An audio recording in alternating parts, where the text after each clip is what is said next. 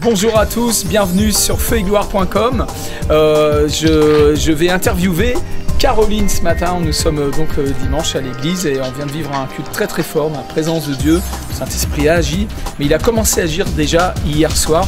Alors vous allez voir, tu pleurais, tu souffrais, qu'est-ce qui se passait en fait? J'avais très mal au dos en fait, les médecins avaient déclaré une fibromyalgie, c'est-à-dire une maladie chronique inflammatoire des muscles, et chez moi c'est très localisé au niveau des lombaires. Et tout ça, c'était aussi lié au fait que j'avais un décalage de plusieurs millimètres entre mes deux hanches. Alors le décalage a été vérifié médicalement? Oui, j'avais passé des radios et avec la règle, ils avaient mesuré qu'il y avait 7 mm d'écart. Donc j'avais une talonnette, j'étais allée voir des médecins, etc. C'est ça. Voilà. Et pour le problème du dos, j'avais rien médicalement parlant. J'avais passé une IRM, des examens même au niveau génétique, et il n'y avait absolument rien. Donc voilà. Et du coup, je suis allée voir Rémi hier pour qu'on puisse... Alors donc à la fin de la marche silencieuse, on est revenu donc à notre point de départ, donc au centre chrétien de Mantes, et donc Caroline est venue vers moi pour me demander la prière. Donc on a été dans la salle, je l'ai fait asseoir sur une chaise tout simplement, puis le Seigneur a rallongé la jambe et a remis d'aplomb en fait au niveau des hanches, les 7 mm, je pense qu'il n'y avait pas loin d'un centimètre, c'était assez impressionnant quand même à voir. Okay. Et du coup la talonnette, t'en as plus besoin. Non, et dans mon sac. Dieu. Mais malgré tout, la douleur a persisté.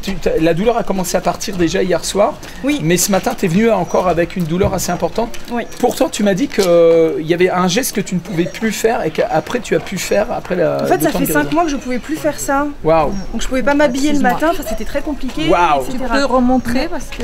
Oui, parce que je ne peux plus faire ça en fait. Voilà. Prendre la douche et me laver les pieds, c'était compliqué. Me pencher sur le côté, je ne pouvais pas. Et, là, et maintenant tu peux. Voilà. Alors ce matin, elle est arrivée encore avec un peu de douleur au niveau des reins et on a pris un temps de prière. Et là, il reste un tout petit peu de rikiki. Mais bon, je pense que ça va. Non, on ne pense pas, on le croit, ma sœur. On le sait. Parce que c'est par la foi. Toutes les guérisons sont par la foi. Frères et sœurs, j'aimerais vous encourager à mettre votre foi dans la parole de Dieu. La parole de Dieu déclare dans Isaïe, au chapitre 53, versets 4 et 5, que par ses meurtrissures nous avons été guéris, qui s'est chargé de nos douleurs. Est-ce que cette croix a pu agir dans votre vie? Est-ce que vous avez accepté le sacrifice de Jésus à la croix? Est-ce que vous avez accepté Jésus comme votre sauveur personnel? Sachez-le une bonne fois pour toutes. Jésus est votre justice devant Dieu. Acceptez-le comme votre sauveur. Acceptez qu'il a pris la condamnation à votre place. Vous pouvez être guéri par la puissance de Dieu. J'ai eu plusieurs témoignages de gens qui ont reçu une guérison juste en écoutant une vidéo. Et posez votre main où vous avez mal. Je voudrais simplement, avec Caroline, on voudrait prier pour vous avec foi pour votre guérison maintenant.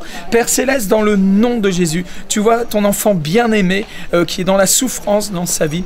Je te demande vraiment de la toucher maintenant dans son corps, que la puissance du Saint-Esprit passe au travers, de la tête aux pieds. Soyez visités par la puissance de Dieu maintenant, au nom de Jésus. Et si vous n'avez jamais donné votre vie à Jésus-Christ, si vous ne l'avez pas accepté encore comme votre sauveur personnel, recevez-le maintenant en lui disant: Seigneur Jésus, oh, je te demande pardon pour tout ce qui est mauvais dans ma vie et je t'accepte comme mon sauveur.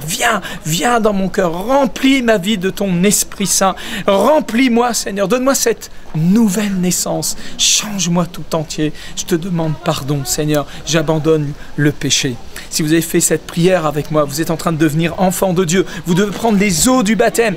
Prenez les eaux du baptême. On va vous immerger au nom du Père, du Fils et du Saint-Esprit. Vous allez commencer une vie nouvelle. Vous avez besoin de rejoindre une assemblée où l'évangile est prêché avec puissance, avec autorité. Le Seigneur vous a béni. Que vraiment vous puissiez nous faire un rapport de ce que Dieu a fait dans votre corps. Écrivez-nous, qu'on puisse se réjouir avec vous de l'œuvre du Saint-Esprit dans votre vie.